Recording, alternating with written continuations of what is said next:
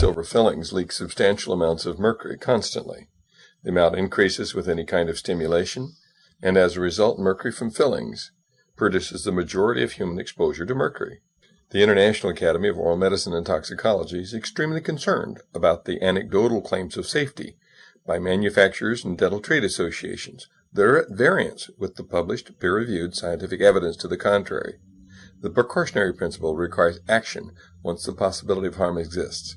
It does not require proof beyond a shadow of a doubt that in the case of heavy metal and xenobiotic exposure is both nearly impossible and unnecessary, in our opinion. What you're seeing is mercury vapor coming off a 25-year-old silver amalgam filling in an extracted tooth.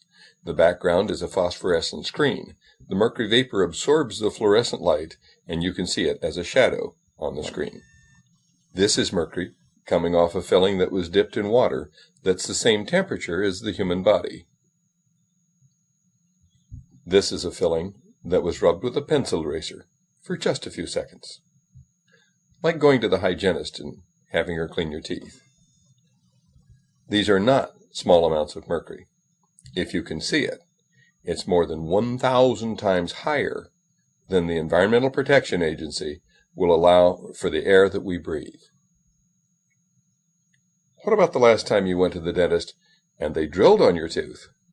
Here is the mercury vapor every time you raise the temperature to 110 degrees with hot coffee or warm water, or even chewed on it. Mercury comes off fillings every time you stimulate them, and that stimulation causes the mercury to continue to leak out of the fillings for an hour and a half at a minimum. Some people grind their teeth. Some people chew gum. The dentist might send an old gold crown to the dental lab to be welded. How about the dental personnel? They're not being given informed consent.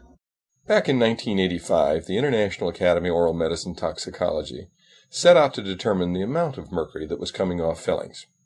And here's the graph, showing substantial quantities of mercury were measured coming off fillings. And then we estimated the total dose. And then we began animal experiments and put radioactive fillings in sheep. Mercury accumulated in the jaw, stomach, liver, and kidney of the sheep in just 30 days. Substantial quantities of mercury spread from the fillings to every organ in that sheep's body. This should be of concern for everyone. Then we measured that the sheep's kidneys dropped in their ability by 60% to clear inulin, an indication of kidney malfunction. Whole body imaging of monkeys found exactly the same thing. Proponents of amalgam fillings claim that sheep chew too much. Well, what's the problem with monkeys? They had mercury in their jaw, kidneys, liver, intestine, and heart.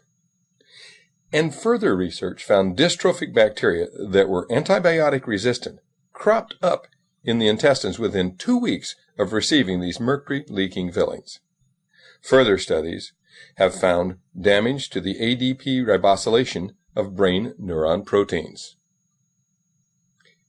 In response to the controversy, and at the request of the Federation of Experimental Scientists and Biologists, Drs. Fritzloh Scheider and Murray Vimy wrote an editorial, the first ever in FASEB, that point by point refuted the claims of the amalgam proponents.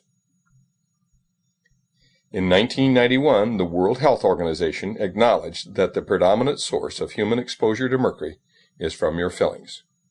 That should be of concern to anyone wanting to have healthy children, because mercury is highly damaging to fetuses. Experiments in sheep showed that mercury from the sheep's fillings transferred immediately to the placenta, to the unborn fetus, and to every conceivable portion of the fetus's body. It even increased in the lamb higher after birth from mercury in the mother's milk. There's no such thing as a safe mercury filling. All mercury fillings leak mercury. The combined effect of mercury, cadmium, and lead is just now being investigated, but it's not 1 and 1.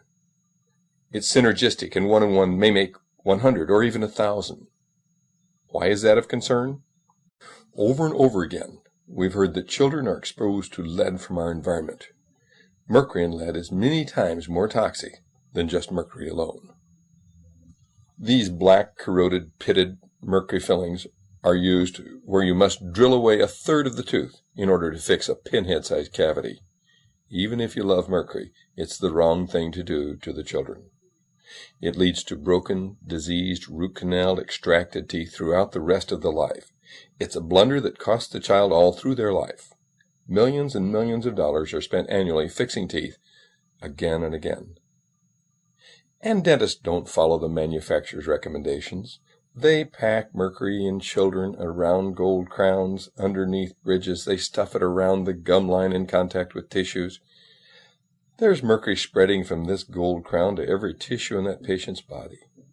Even if you like mercury fillings, putting that kind of filling in the tooth is simply the wrong thing to do. Harold Lowe, the former director of the National Institute of Dental Research, back in 1993, wrote, "The first filling is a critical step in the life of the tooth. Using amalgam for the first filling requires removing a lot of tooth substance, not only diseased tooth substance, but healthy tooth substance as well. So in making the undercuts, you sacrifice a lot, and this results in a weakened tooth. The next thing you know, the tooth breaks off, and you need a crown. Then you need to repair the crown. And so it continues to the stage where there's no more to repair, and you pull the tooth. With the first filling, you should do something that can either restore the tooth or retain more healthy tooth substance. Use new materials, composites, or materials that can bond to the surface without undercuts. You can do this with little removal of the tooth substance so that the core of the tooth is still there. I would add that the cost of all that dental repair over and over again makes the cost of mercury fillings enormous, even if you don't consider the neurological impairment and the brain damage that they surely cause in dental personnel, and the infertility and the heartbreak that they've caused to so many families. It is the opinion of this Academy that responsible government agencies should prohibit the use of these fillings until such time as their manufacturers produce the alleged evidence of safety.